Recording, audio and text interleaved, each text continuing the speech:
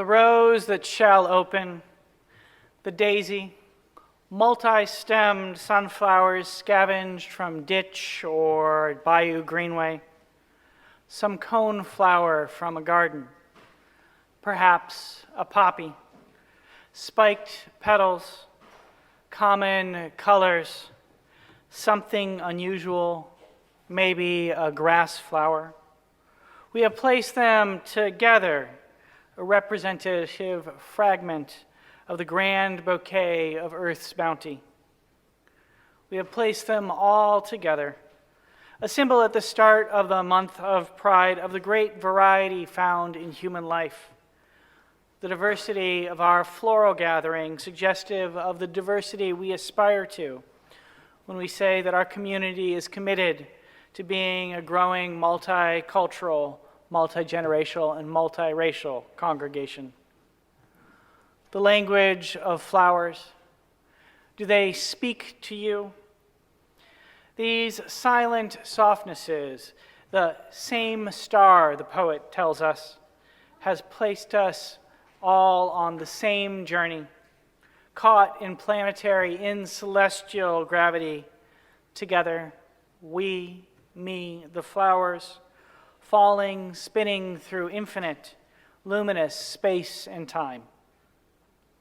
Our congregation marks the beginning and the end of the summer session with two distinctive rituals.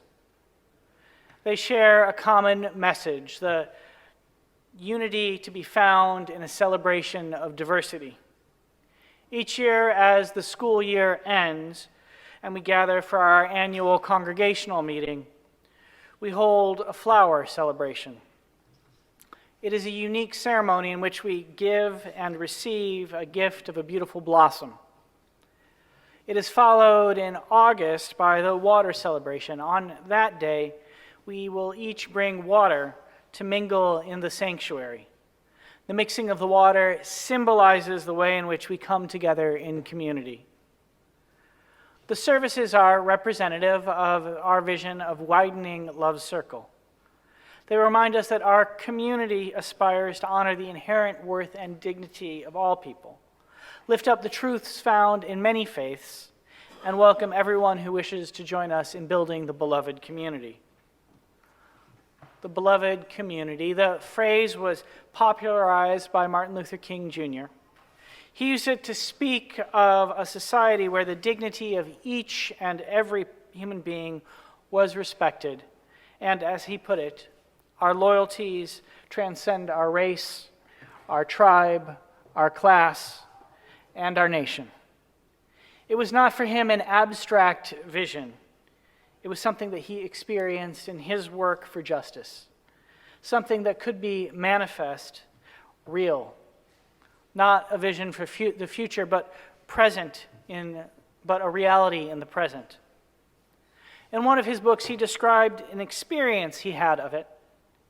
He wrote of how, after the march to Montgomery, there was a delay at the airport, and several thousand demonstrators waited more than 5 hours, crowding on the seats and in the aisles.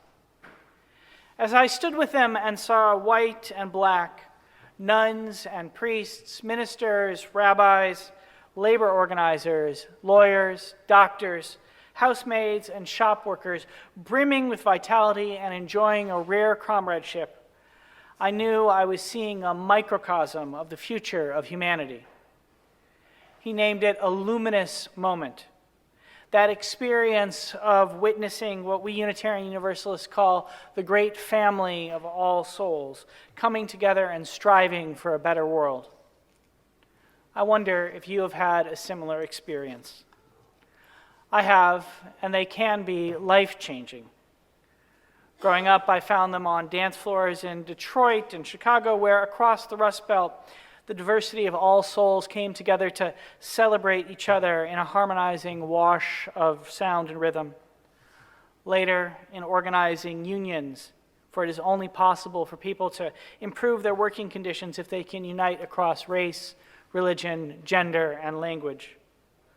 We only build the beloved community by bringing together the family of all souls.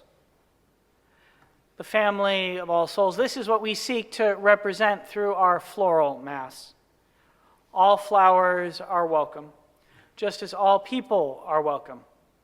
The beauty of each is magnified by the beauty of all.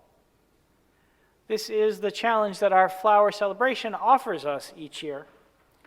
Martin Luther King Jr. died more than 50 years ago, yet his claim that Sunday morning is the most segregated time of the week remains almost as true today as it did when he was alive.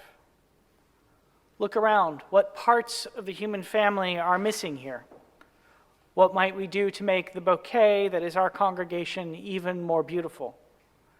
How might we invite more people to do so that we might better represent the diversity of our city? Those are questions to be considered in our conversations and deliberations together throughout the year and in other sermons. But they are present with us today, just as they are present with us always. For our congregation still has further to go on its path towards being inclusive of the great family of all souls. The family of all souls, the beloved community, our two readings this morning each invited us to consider the language of the flowers. The phrase came from the Transylvanian Unitarian minister Imre Gellert. He suffered under Romania's brutal communist regime. An outspoken advocate for peace, justice, and freedom, he was forbidden from giving forthright political sermons or advocating for human rights from the pulpit. So he turned to the language of flowers, to the language of symbolism. The beauty of the blossoms became a metaphor for the beauty of human dignity. He found ways to celebrate the multivariate nature of religious truth, teaching that Lao Tzu, Confucius, and Buddha, Mozart, and the prophets and the apostles all did something to help realize the beloved community. The poet Szymborska reminds us that beautiful though it might be, such language is our language. It is not the true language of flowers. I have names for you, she writes. Maple, burdock, liverwort, heather, juniper, mistletoe, and forget-me-not.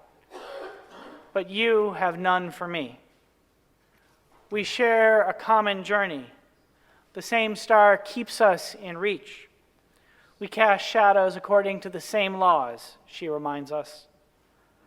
On the common journey, the poet tells us, it is we who would craft the language of flowers.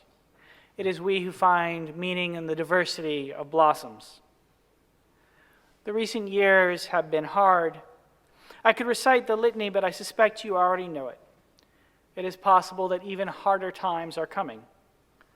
I invoke the language of flowers this morning as an acknowledgement that we humans construct it to call forth the challenge that they bring.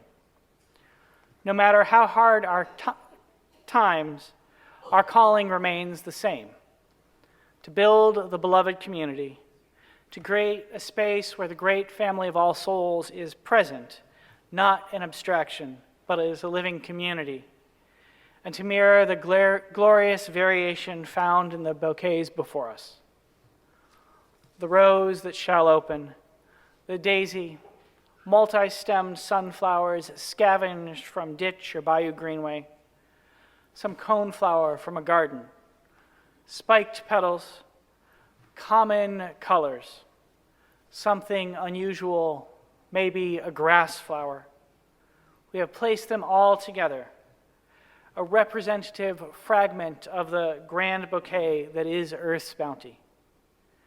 May our flowers inspire us to honor the glorious variation that is human life and to build the beloved community.